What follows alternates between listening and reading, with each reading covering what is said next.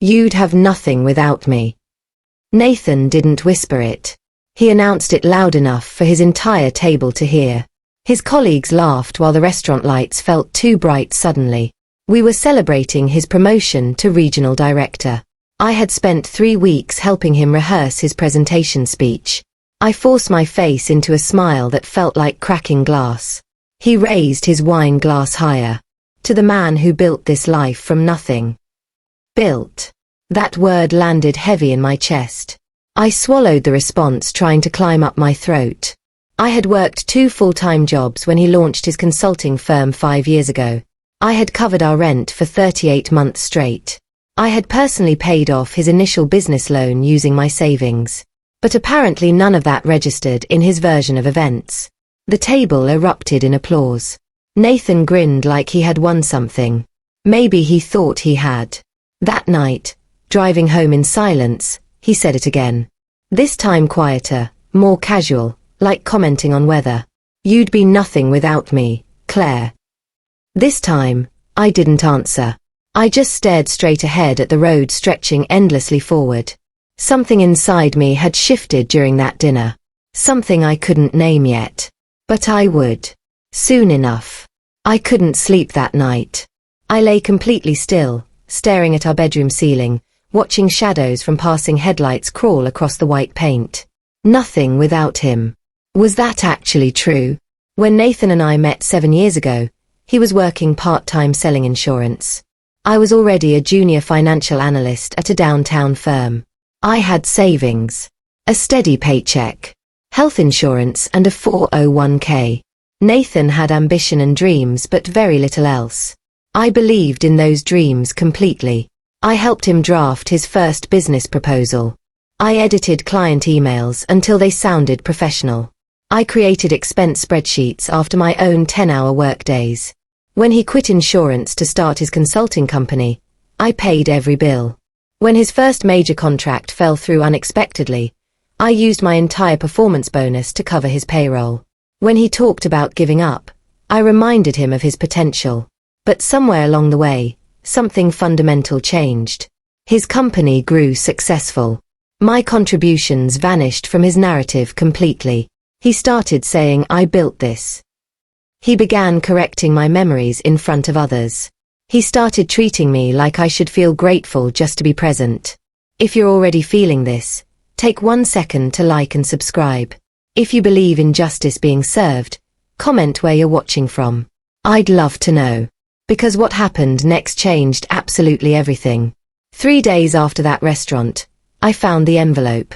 It was tucked casually between regular bank mail on our kitchen counter. Nathan never opened financial mail. That had always been my responsibility in our household. But this envelope wasn't from our usual bank. The return address showed a private investment firm I'd never heard of. It was addressed only to Nathan. Curious, I opened it carefully. Inside was a quarterly statement from an investment account I had absolutely no knowledge of existing. The balance made my hands start shaking. $842,316. I blinked hard, thinking my eyes were playing tricks. They weren't. We had joint savings accounts. We had shared business accounts. But this was completely separate. Hidden. My heart pounded as I scanned down the page carefully. Monthly transfers. Deposits. Large ones going back 3 full years. 3 years. That's exactly when Nathan started saying I contributed less to our life. That's when he started calling me lucky to have him. I walked slowly to my home office and opened our joint account online. The balance was much lower than I remembered. Significantly lower. I pulled old statements from my organized filing cabinet. The numbers told a clear story. And it wasn't the one Nathan had been telling everyone. I didn't confront Nathan. Not yet. Instead, I did what I do naturally. I investigated thoroughly. After dinner, while Nathan watched sports highlights downstairs, I logged into every financial account I had access to. I printed statements covering the past 5 years. I made detailed notes in a private document. The pattern emerged quickly. Transfers from our joint account lined up perfectly with deposits into his secret account. Identical dates. Identical amounts. Sometimes within the same hour. He wasn't just saving money privately. He was systematically moving our shared money into his personal account. My salary deposited into our joint account. His business profits deposited there too. Then large chunks transferred to his private account. Money I had earned. Money I had saved. My chest felt tight. This wasn't accidental oversight. This was deliberate, calculated planning. I opened a new spreadsheet and started tracking the total amounts. By midnight, the number glowed on my screen like an accusation. $417,000. That was the portion directly traceable from our joint account. Money we both earned. Money he claimed he had built alone. I leaned back in my office chair, my mind racing. He thought I was nothing. He thought I wouldn't notice patterns. He thought I was too trusting or too naive. But numbers never lie. And I knew exactly how to read them. The next morning, I left work 2 hours early, telling my supervisor I had a doctor's appointment. Instead, I drove downtown to a law office I had passed countless times but never entered. I sat in my car in the parking garage for 5 full minutes, gripping the steering wheel, my mind spinning. Was I overreacting to this? Maybe there was a reasonable explanation. Maybe I had misunderstood something technical. Then I heard Nathan's voice again in my memory. You'd have nothing without me. I walked inside the building with steady steps. A woman with intelligent eyes and grey hair introduced herself as Patricia Warren. I explained everything calmly. The secret account. The systematic transfers. The printed statements I had carefully organized. Patricia didn't look even slightly surprised by my story. Do you have documentation? She asked directly. Yes. Everything. I handed over the thick folder I'd prepared. She reviewed the papers silently, her expression becoming more serious with each page. After several minutes, she looked up at me. Claire, this is financial concealment. Possibly marital asset manipulation under state law. My stomach dropped hard. What does that mean exactly? She spoke gently but clearly.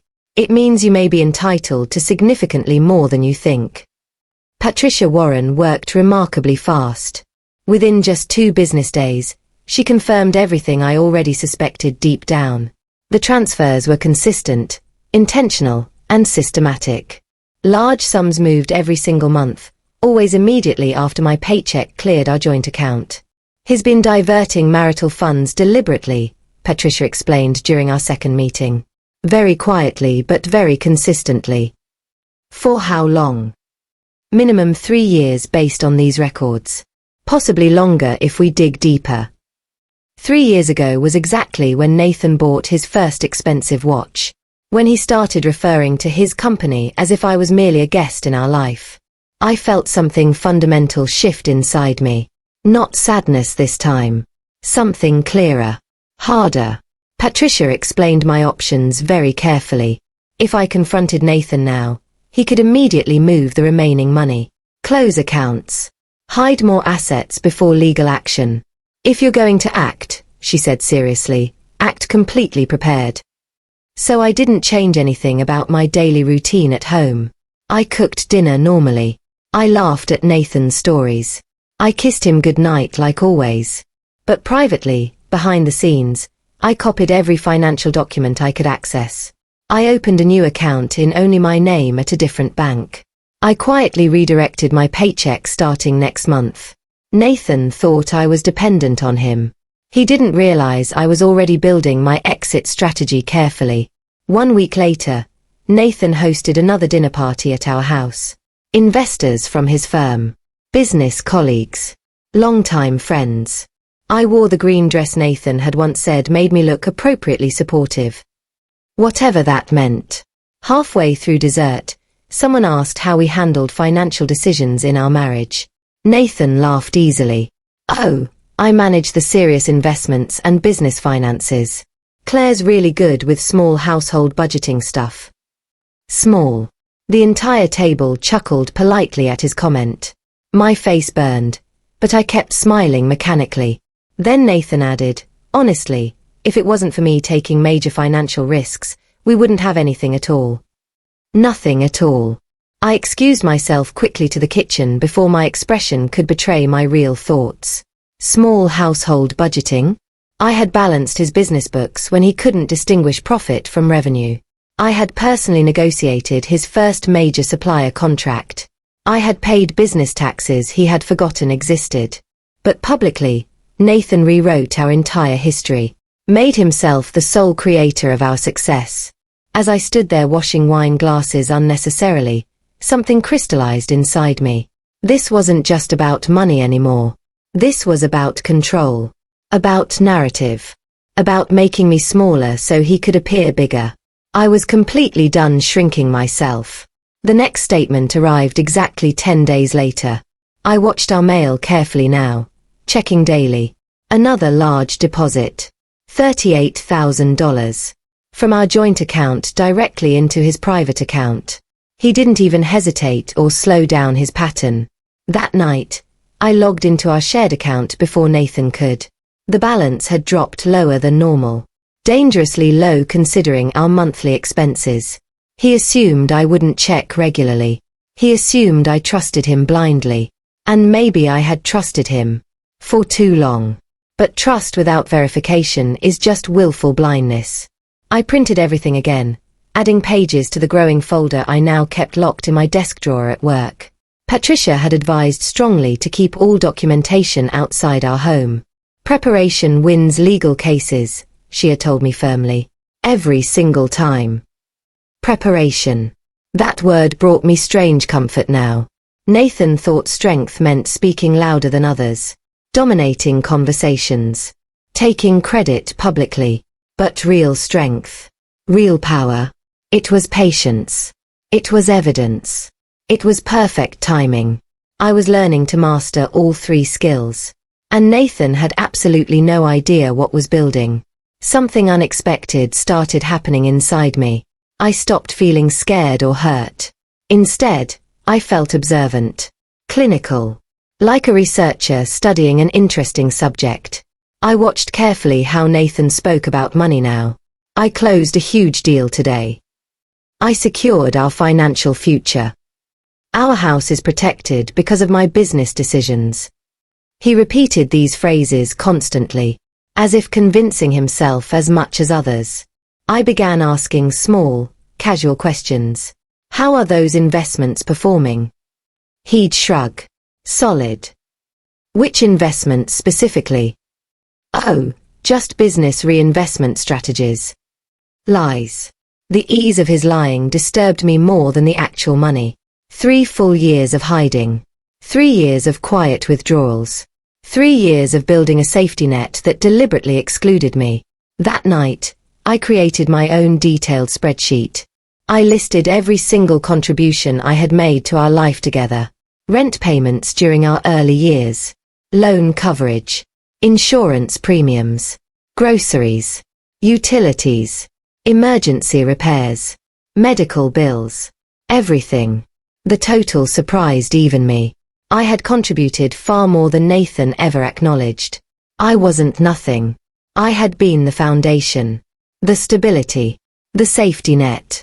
And foundations don't crumble just because someone stands taller on top of them. 2 weeks later, Patricia called my cell phone. We quietly subpoenaed preliminary financial records, she said carefully. How? My heart raced. I have professional methods. What did you find? She paused significantly. Claire, Nathan opened that private investment account 2 months before his business actually turned profitable. I frowned, confused. That doesn't make sense financially. It makes perfect sense if he was planning separation long before you had any awareness. The room suddenly felt smaller, airless. You think he's preparing to leave me? I think, Patricia said very carefully, he's building a legal narrative where you contributed minimally to marital assets. My mind replayed every dismissive comment, every public minimization of my role. He wasn't just hiding money from me. He was systematically rewriting our financial history.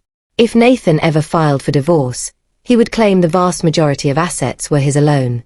I sat very still in my car, processing this. This wasn't about reacting emotionally anymore. This was about strategy. About protecting what I had rightfully earned. If Nathan wanted to play this game quietly, he had chosen exactly the wrong opponent. I knew numbers. I knew evidence. I knew preparation. And I was ready. After Patricia's revelation, I stopped thinking like Nathan's wife. I started thinking like a financial auditor investigating fraud. If Nathan planned to claim I contributed little, I needed absolute proof of everything I had done. I contacted my former employer and requested archived payroll records from my earliest years. I gathered tax returns covering 8 full years. I found and printed emails where Nathan had thanked me for editing proposals and handling vendor payments personally. I even located the original loan rejection letter, the one I had helped Nathan completely rewrite before the bank approved his business loan. Every piece mattered now. Every document was evidence. Patricia helped me construct a detailed timeline. Year 1 through 3, I funded most living expenses entirely. Year 4, business launch occurred. Years 5 through 6, unstable income, I covered all gaps. Year 7, profit finally began. Years 8 through 10, secret transfers started systematically. Seeing our entire financial history laid out so clearly made something inside me harden permanently. Nathan hadn't just forgotten my support over time. He had deliberately erased it from his narrative. But facts are stubborn. Facts don't disappear. And I had comprehensive facts. For the first time since that restaurant dinner, I felt genuinely stronger than Nathan. Because while he built a hidden account in secret, I was building an unshakable legal case. Just when I thought I had uncovered everything, Patricia found something more. "There's a property," she said during our next meeting. My heart skipped hard. "What property?" "A small condo unit. Purchased 18 months ago.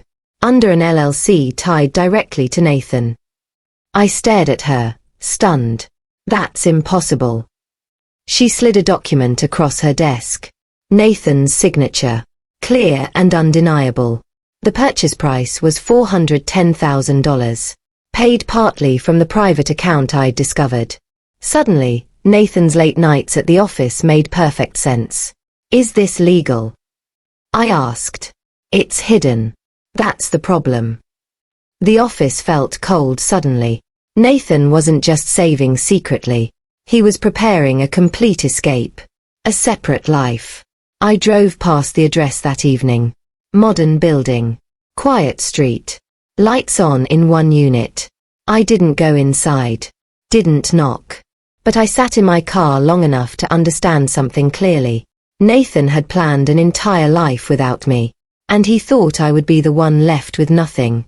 He had badly underestimated the wrong woman. The accountant. The investigator. The one who actually understood numbers. Nathan started acting different. Too careful. Too kind. It felt performative. He brought flowers home on a random Tuesday. He asked about my workday more than usual. He even suggested a weekend trip together. Guilt has a distinctive smell. I could sense it clearly now. Maybe Nathan felt something shifting in me. Maybe he noticed I wasn't reacting to his comments anymore. Or maybe he thought he was close to finishing whatever plan he had. At dinner one evening, Nathan reached across the table for my hand. "You know I push you because I believe in your potential, right?" I held his gaze steadily. "Push me?" "Yeah. I want you stronger. More independent." The irony almost made me laugh out loud. Stronger. He had spent years trying to make me feel smaller, weaker, more dependent. But I nodded gently. "Of course. I understand." Because I wasn't ready to reveal my hand yet. Not remotely. Nathan thought he controlled our story. Controlled the narrative. Controlled me. But the real story was already changing fundamentally. And Nathan didn't see it happening at all. The investigator was investigating. The accountant was accounting. The wife was preparing. And he remained completely, blissfully unaware. A week later, something unexpected happened. Nathan's business accountant called our home phone. He rarely did that. I answered. Is Nathan available? The accountant asked. He's not home yet. There was a significant pause. Could you ask him to return my call urgently? There are inconsistencies in his accounts. My pulse quickened. Inconsistencies? Yes. Some reported transfers don't match operational expenses properly. I kept my voice perfectly steady. I'll definitely let him know. When I hung up, I understood immediately. Nathan had been moving money too aggressively, too obviously. Even his own accountant had noticed the patterns. That night, Nathan seemed tense, stressed. He took a phone call in the garage, speaking in low tones I couldn't hear. When he came back inside, his jaw was tight. Everything okay? I asked casually. Just business complications. Business. The word felt heavier now. Loaded. Because cracks were forming in Nathan's perfect plan. Small cracks in numbers. And when cracks start forming in numbers, they spread quickly. They grow. They expose. They destroy. The real turning point happened on a Thursday afternoon. Patricia called my cell phone. Claire, if you're ready, we can file for financial protection orders immediately. My throat tightened. Would that freeze his accounts? Yes. Including the private investment account and the property. That would expose absolutely everything. Publicly. In court. There would be no hiding anything after that moment. I thought about the restaurant. The dinner parties. Every single time Nathan said I was nothing without him. I pictured the hidden condo. The secret deposits. The rewritten history. Then I pictured myself 5 years forward, still wondering what I should have done. Still questioning my worth. I'm ready, I said clearly. Patricia didn't hesitate. We file tomorrow morning first thing. When I hung up, my hands shook. Not from fear. From momentum. From power finally shifting. Because this was no longer about proving my worth to Nathan. It was about reclaiming what I had rightfully earned. Nathan had no idea what was coming. No clue whatsoever. And honestly, that felt perfect. Friday morning at 9:12 a.m., everything changed completely. Patricia filed the motion. By 11:30 a.m., a temporary financial protection order was granted by the court. Every major account tied to Nathan was frozen immediately, including the private investment account, including the LLC that held the condo. I was at work when Nathan called. His voice was sharp, angry. Did you do something? I stayed completely calm. Do what? My accounts are locked. Frozen. There it was. Panic in his voice. I don't know what you mean, I said evenly. There was silence.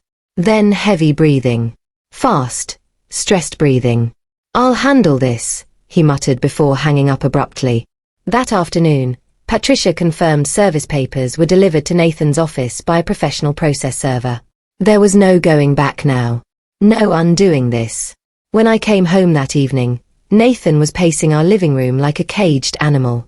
You filed against me, he demanded. I protected what's mine, I answered quietly but firmly. His face shifted from anger to complete disbelief. You wouldn't survive without me. I looked at him very steadily, met his eyes directly. We're about to find out.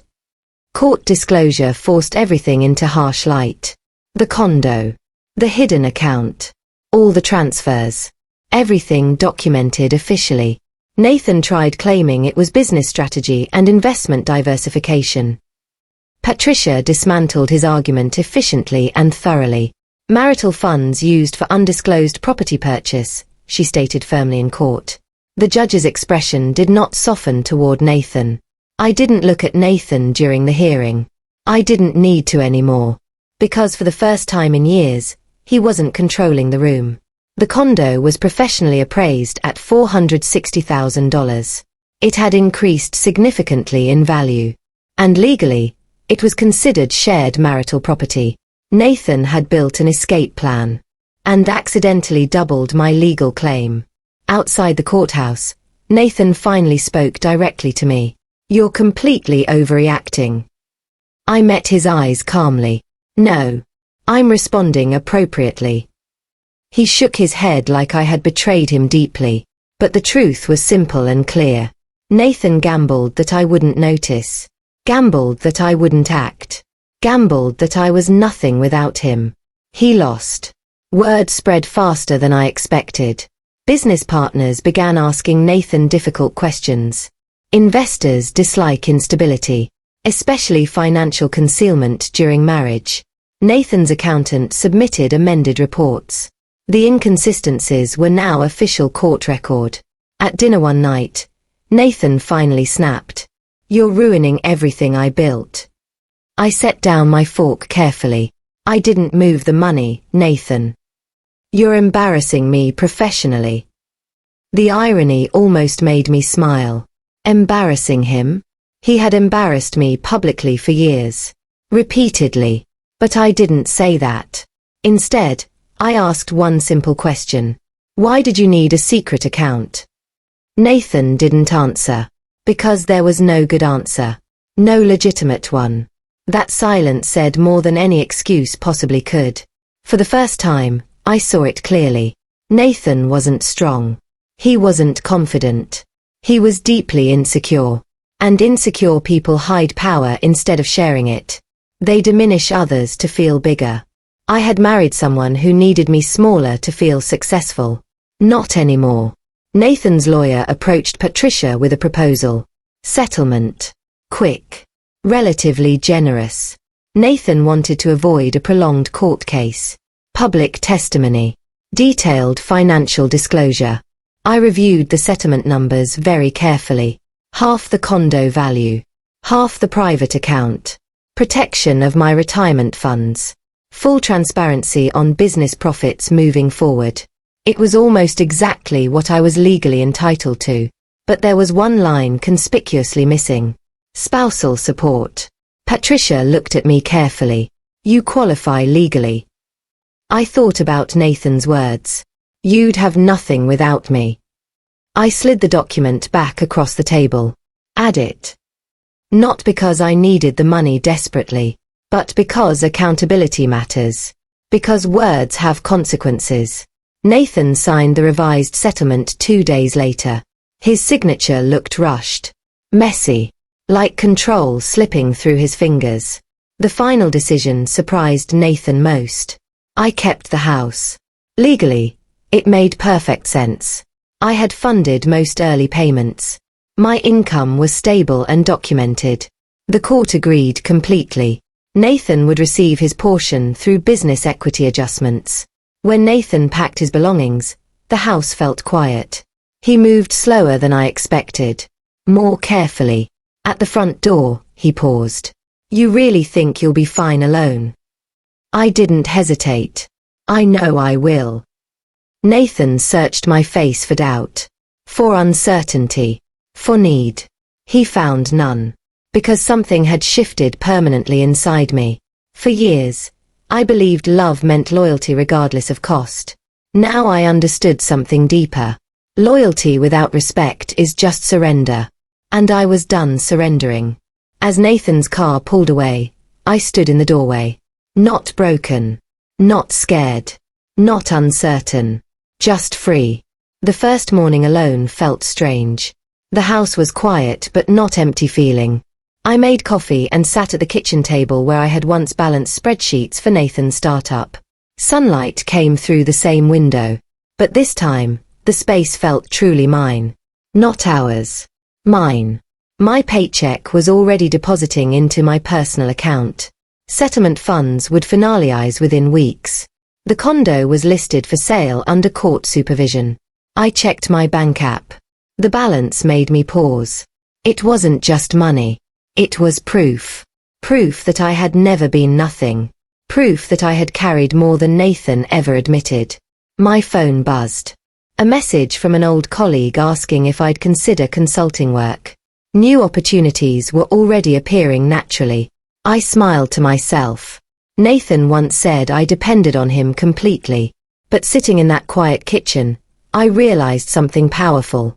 I had always been the steady one. The reliable one. The foundation.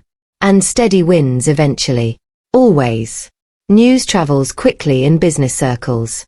Nathan's company didn't collapse, but it shifted noticeably. 2 investors stepped back. 1 major contract was delayed pending review. Financial disputes make people nervous, especially when they involve hidden assets and marriage fraud. I didn't celebrate Nathan's struggle, but I didn't ignore the pattern either. He built his image on control and certainty. Now both were cracked publicly. A mutual friend called me one afternoon. "Is it true about the condo?" "Yes," I said simply. There was silence.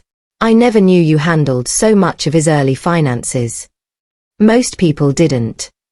And that was exactly the point. For years, I had worked quietly, supported invisibly, carried weight without recognition. Now the truth had a documented paper trail. And paper trails are louder than any rumor.